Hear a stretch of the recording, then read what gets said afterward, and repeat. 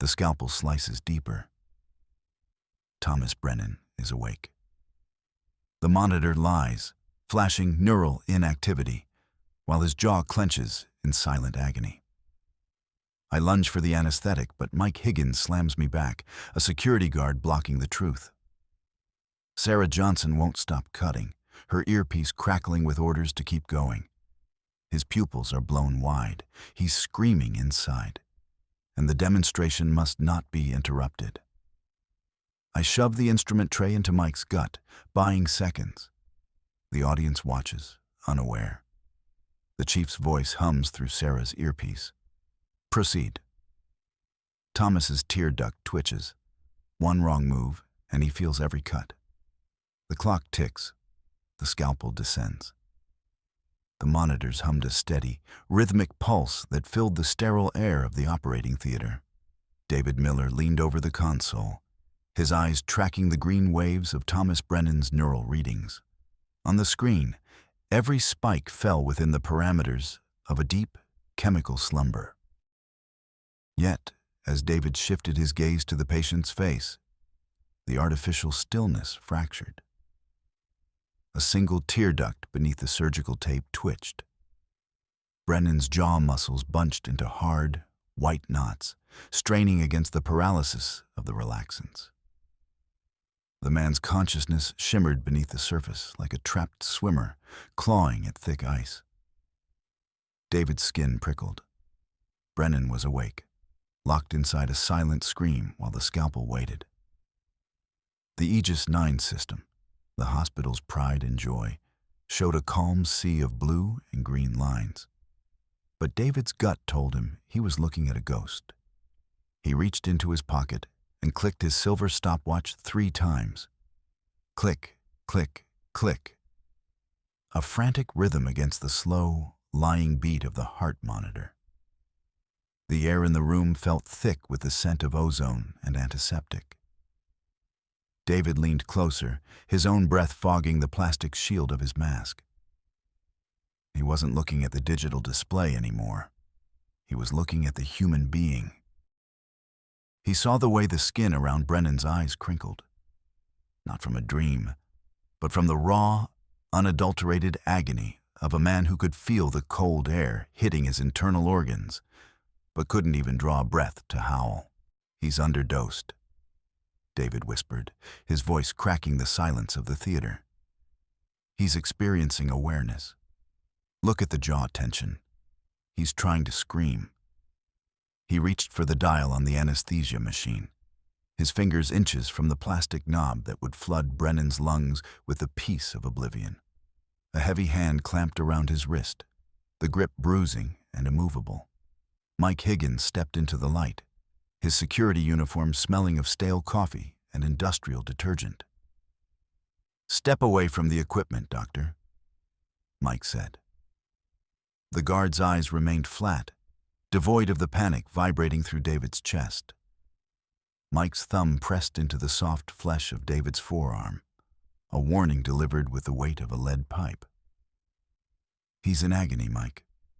Move your hand. Every second we wait is a lifetime of torture for him." "Orders are to maintain the current levels until the representative arrives," Mike replied, his voice a low, weary rumble. "Don't make this difficult, Miller. I've got a job to do, and you're not on the list of people I take orders from today." The heart rate monitor began to gallop, a frantic, tinny staccato echoing Brennan's invisible torture. David lunged toward the machine, trying to use his shoulder to knock the dial.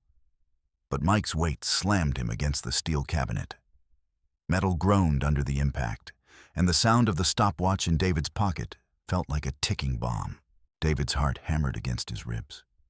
He had to move. He had to be faster than the clock. He looked at the instrument tray, a shimmering landscape of stainless steel.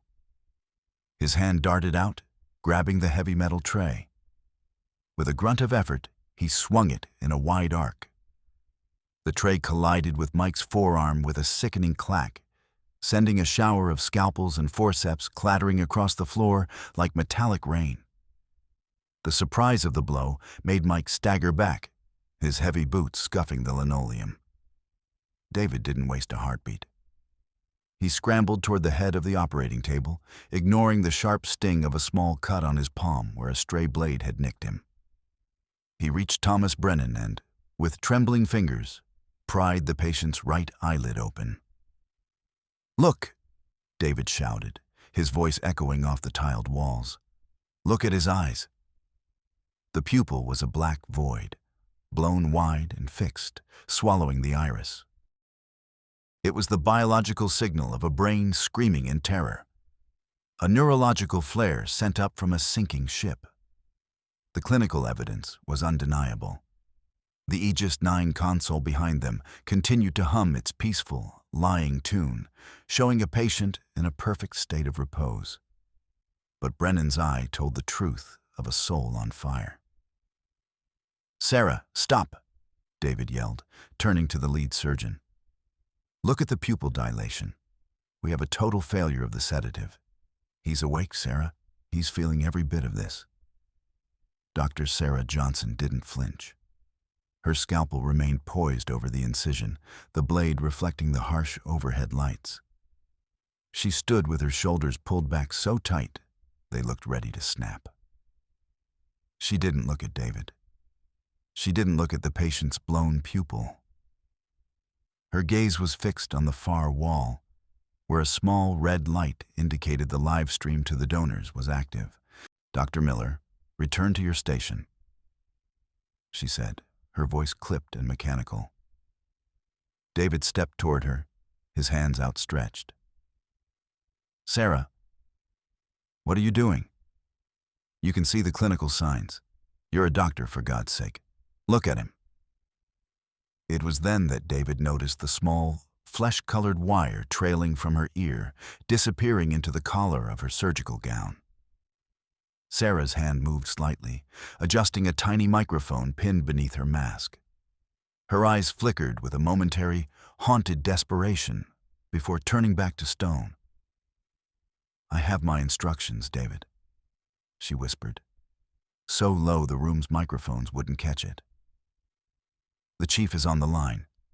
He says the data on the Aegis 9 is the only data that matters. He says if we stop now, the partnership dies. I have to continue the demonstration." "The demonstration?" David's voice rose to a frantic pitch. "You're gutting a man while he's awake for a sales pitch?" Before he could grab her arm, a heavy metallic thud echoed through the theater. The massive steel doors hissed shut, the electronic locks engaging with a series of sharp, final clicks. David rushed to the door, pulling at the handle, but it was dead. "Dr. Miller," a voice boomed over the intercom. It was Robert Sterling, the chief of surgery. His voice was smooth, cultured, and utterly cold, vibrating through the speakers in the ceiling. "You are currently interfering with a high-level medical procedure. This is a violation of hospital protocol and a direct threat to the patient's safety. If you do not step away from the table immediately, I will have the police waiting to arrest you for aggravated assault and medical malpractice the moment those doors open." David looked up at the observation gallery. Behind the slanted glass, he could see the silhouette of Sterling, a shadow among the high-tech shadows of the donors. The chief was leaning forward, his silver hair catching the light, looking down at the theater like a god watching a failed experiment. "Robert, the man is awake," David screamed at the ceiling. "The system is lying. Look at the manual vitals. The Aegis 9 is the gold standard of medical technology, David." Sterling's voice replied, dripping with a patronizing warmth that made David's skin crawl. "The data is clear. Mr. Brennan is perfectly stable. You, however, are clearly suffering from a stress-induced breakdown. Mike, restrain the doctor. We have a legacy to build, and I won't have it ruined by a single loose brick." David spun around. Mike Higgins was closing in, his face a mask of weary duty. The guard's cuticles were bleeding where he had been picking at them, a red testament to the guilt he was trying to swallow. David backed away, his mind racing. He needed a sedative. He needed to put Brennan under manually, bypassing the main line that was clearly being throttled by the system. He lunged for the automated medicine cabinet at the side of the room. He punched in his emergency code, the keys beeping in a rapid-fire sequence. Access denied. He tried again, his fingers blurring. Credentials revoked. I've locked the cabinet, David. Sterling's voice drifted down, calm and effortless. We can't have you self-medicating in the middle of a crisis, can we? Just sit down. Let Sarah finish. It will all be over soon. The room suddenly felt smaller. The air conditioning hummed louder, and then, with a strange, dying groan, the temperature began to plummet. David saw his own breath bloom in a white cloud. He looked at the digital wall clock. The red numbers, 10, 14, 22, stopped blinking. They froze, a dead pulse on the wall. The entire room was being cut off, a digital island in the middle of the hospital. He's killing him, David muttered. He's going to let him die just to keep the screen looking perfect. A sharp bzzzt snapped David's attention back to the floor. Mike Higgins had drawn a taser. The twin electrodes glinted in the surgical lights. Mike didn't look like he wanted to use it. He looked like a man who had already lost everything and was just trying to pay the bills. Don't make me do this, Doc. Mike sighed, the sound heavy and wet. Just put your hands up. Let the man finish his show. David didn't answer. He waited until Mike lunged, then he ducked behind the massive chrome-plated heart-lung machine. The machine was a forest of plastic tubing and whirring pumps, smelling of warm oil and blood. It was a bulky, immovable shield. Mike circled left. David moved right. It was a grotesque dance around the life support system of the man they were both, in their own ways, killing. You think Sterling cares about your daughter's bills? David shouted, his voice echoing off the cold metal. The moment this goes wrong, he'll throw you to the wolves. You're the one holding the taser, Mike. You're the one who'll be on the security footage. Mike hesitated, his heavy boots pausing on the linoleum. That second was all David needed. He grabbed a heavy roll of medical tape from a nearby cart and hurled it at the overhead light. As the guard looked up, David dove low, tackling Mike's knees. They went down in a heap of limbs and heavy breathing. The taser skittered across the floor, sparks dancing off its tip as it hit a puddle of spilled saline. David scrambled for it, his fingers closing around the plastic grip, and he flung the weapon across the room, where it wedged itself beneath a heavy equipment locker. Stay down, Mike, David panted, his lungs burning in the freezing air. He scrambled back to the Aegis 9 console. He had to understand why the machine was lying. His fingers flew across the glass interface, tearing through layers of menus and subdirectories. He wasn't looking for medical data anymore. He was looking for the ghost in the machine. Subverted, David's eyes scanned the lines of code scrolling across the secondary monitor. He was one of the few people who actually understood the logic of the Aegis 9's internal architecture. He knew that the system was designed to be fail-safe, with a triple redundancy check for every vital sign. If the heart rate spiked, the brain activity sensors had to confirm it. If they didn't match, the system was supposed to trigger an alarm. He found the directory for the live feed output. It was a logical place to look. If Sterling was manipulating the data, he'd do it at the point of broadcast. David's heart leapt as he saw a file labeled sim_overlay_active. This is it, David thought, a surge of triumph washing through him. He's just running a video over the real data. It was a classic, arrogant move. Sterling assumed no one would look deep enough to find the toggle. David began to input the command to kill the simulation. He could feel the victory in his fingertips. Once the simulation died, the real vitals, the skyrocketing heart rate, the jagged brainwaves of a man in pain, would flood the donor's screens. The fraud would be exposed in high definition. Sarah would have to stop. The doors would have to open. He hit the final enter key. The screen flickered. For a second, a small window popped up. Simulation terminated. Real-time data restored. David let out a breath he didn't know he was holding. His shoulders dropped, and he looked up at the observation gallery, expecting to see Sterling's face pale with horror. He saw Sarah pause, her hand trembling as she looked at the monitors. The green lines on the screen began to change, becoming erratic, violent, and true. "There," David whispered. "Now they see you, Thomas. Now they see." But the relief lasted exactly 4 seconds. David watched as the real-time data began to smooth out. The jagged peaks of Brennan's agony didn't just normalize, they became a perfect rhythmic loop. It was too perfect. He looked closer at the bottom of the screen. A tiny timestamp appeared in the corner. October 14th, 2022. The blood drained from David's face. "No," he breathed. He hadn't turned off a simulation to reveal the truth. He had turned off a live simulation to reveal a recorded one. The Aegis 9 wasn't just broadcasting a fake feed. The entire internal operating system had been replaced. There was no real data left in the machine. Sterling hadn't just put a mask on the truth. He had incinerated the truth and replaced it with a pre-recorded ghost from a surgery performed a year ago. By terminating the simulation, David had actually triggered a deeper protocol that wiped the current session's buffer to protect the system from what it perceived as a hack.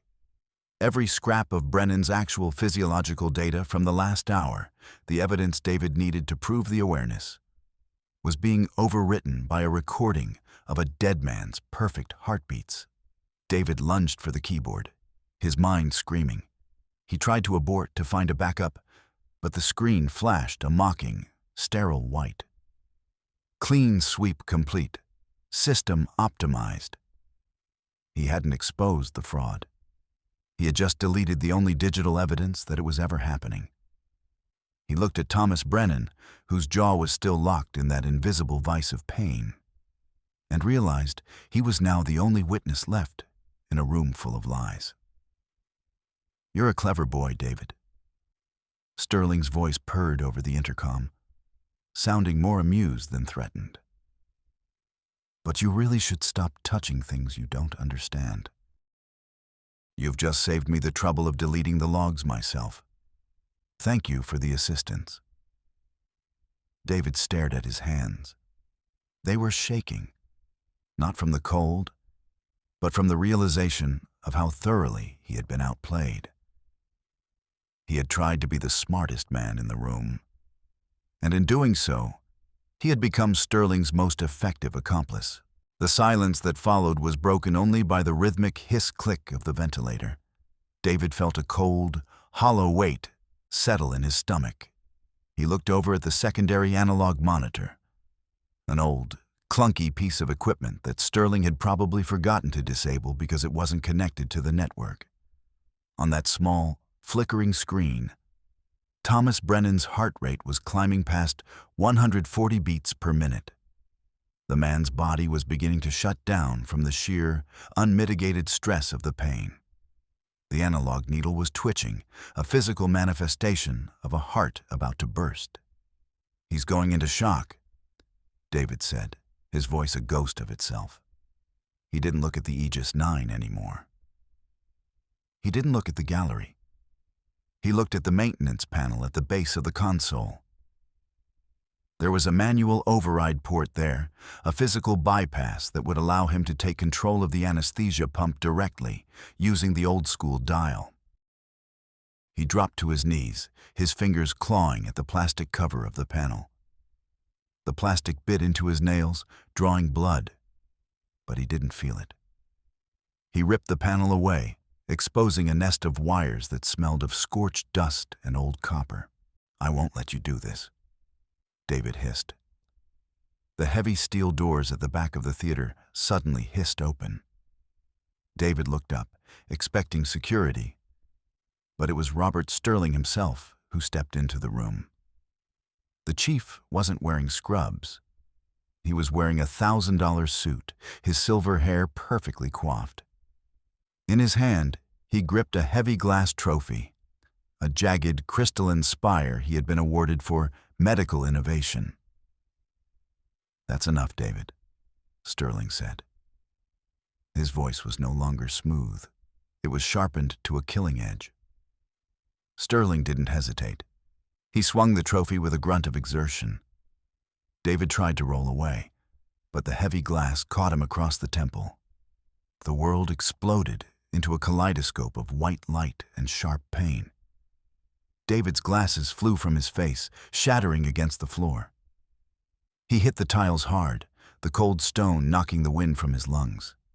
He tried to push himself up, but his limbs felt like lead. Sterling was over him in an instant, pinning David's shoulders to the floor with a strength born of pure, desperate vanity. The smell of Sterling's expensive cologne, something woodsy and oppressive, filled David's nose. "You think you're a hero?" Sterling hissed, his face inches from David's. "You're a nuisance, a bug in a very expensive rug." David struggled, his fingers searching the floor for anything to use as a weapon, but he only found shards of his own glasses. One of the pieces sliced into his palm, a sharp, clean sting. He's dying, Robert," David wheezed, the words bubbling up through the metallic taste of blood in his mouth.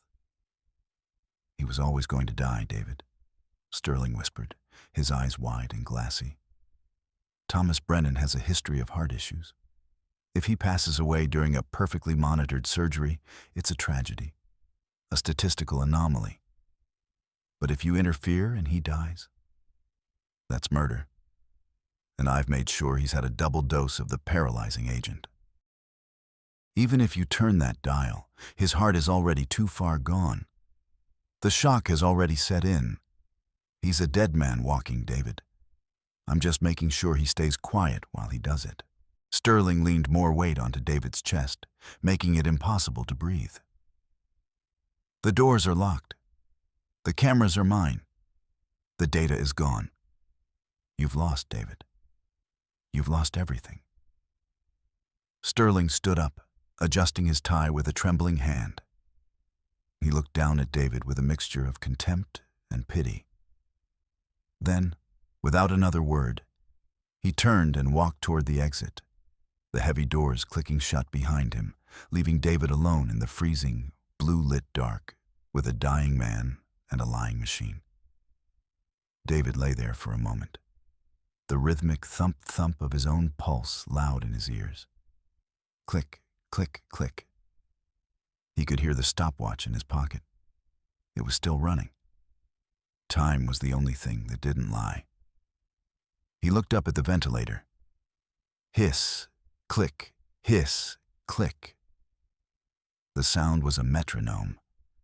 It was the same rhythm he had heard as a boy, sitting in that ER waiting room while his brother's life leaked away.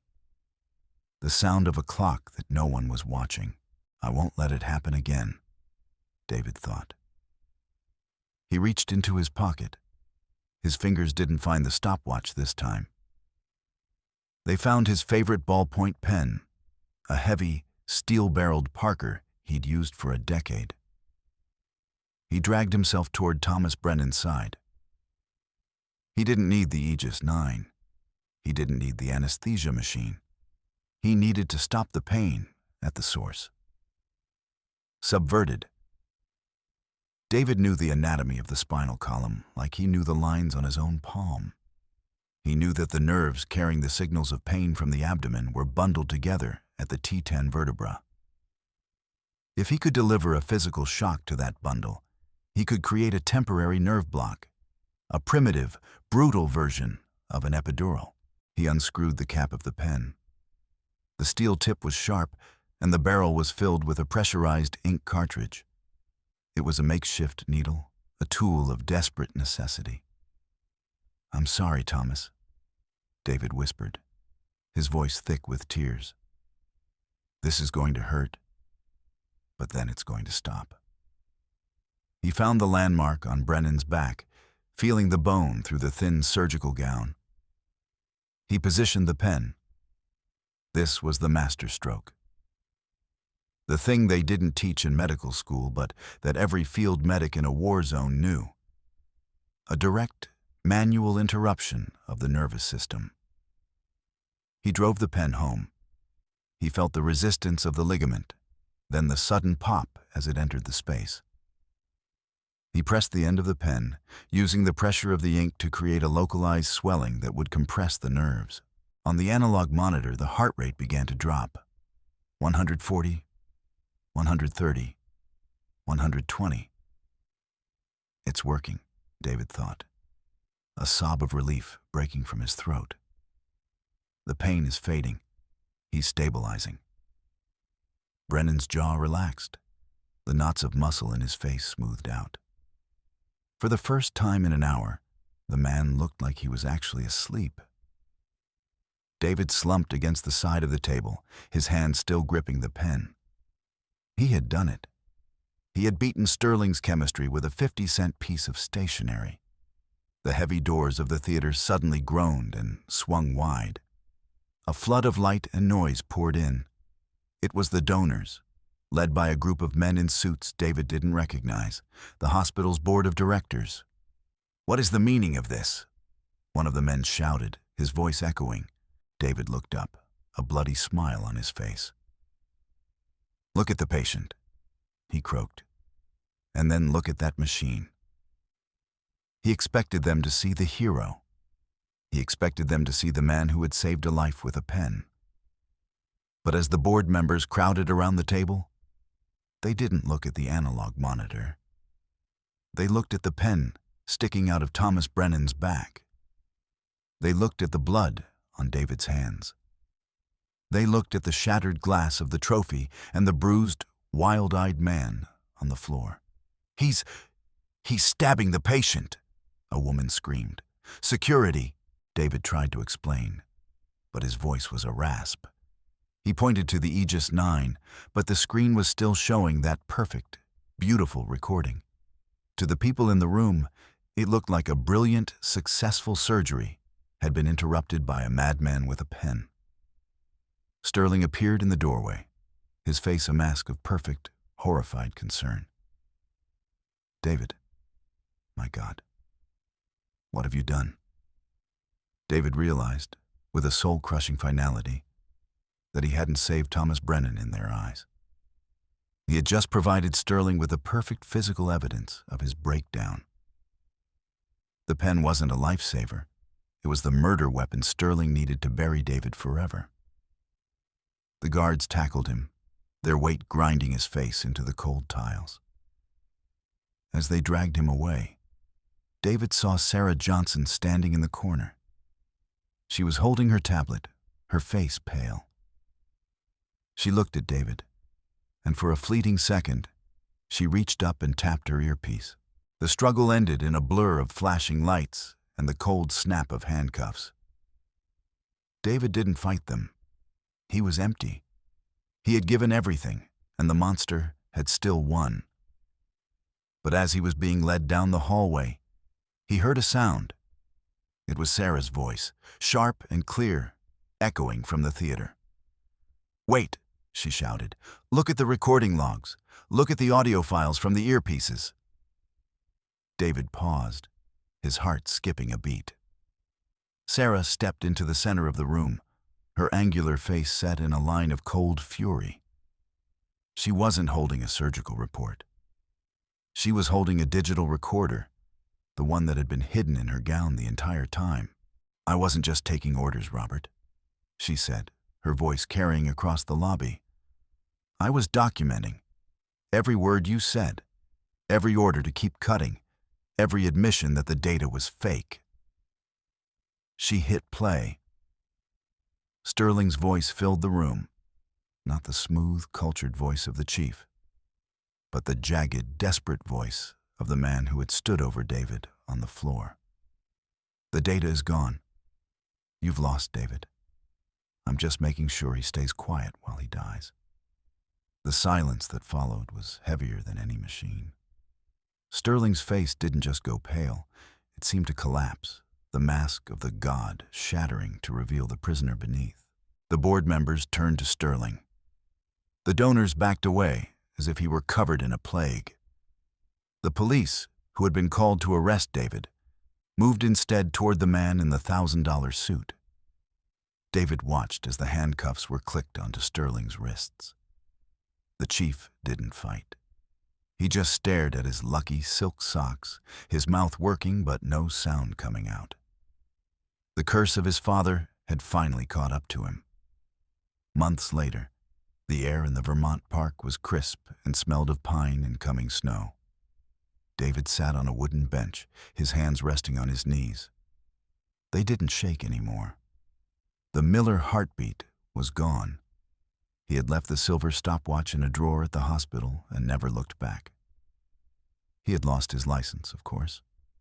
The pen incident, while life-saving, was still a violation of a dozen codes. He would never step into an operating theater again. He was a man without a title, a fixer who had finally run out of things to fix. A shadow fell across the grass. David looked up. Thomas Brennan stood there, looking healthier than David had ever seen him. The gauntness was gone, replaced by a touch of color in his cheeks. He walked with a slight limp, but he walked under his own power. Thomas didn't speak in questions anymore. He looked David straight in the eye, his gaze steady and clear. "I remember the cold," Thomas said, his voice a low, solid rasp. "And I remember the pain. It was like being buried alive in a coffin made of ice." He stepped closer and held out a hand. "But then I felt a click," Thomas continued. "And the ice broke. I heard your voice, Dr. Miller. I heard you tell me it was going to stop." David took the man's hand. The grip was strong, warm, and real. "It did stop," David said. "You saved more than my life," Thomas said, squeezing David's hand. "You saved my mind. I didn't have to die in the dark." Thomas Brennan turned and walked away, his figure growing smaller against the vast orange glow of the setting sun. David watched him go, feeling the warmth of the light on his face. The sun dropped below the jagged horizon of the Green Mountains, and for the first time in 38 years, David Miller didn't check the time. He just sat in the quiet, listening to the wind in the trees, and realized that for the first time, the clock had finally stopped running. He was just a man, sitting in a park, and that was more than enough. It was more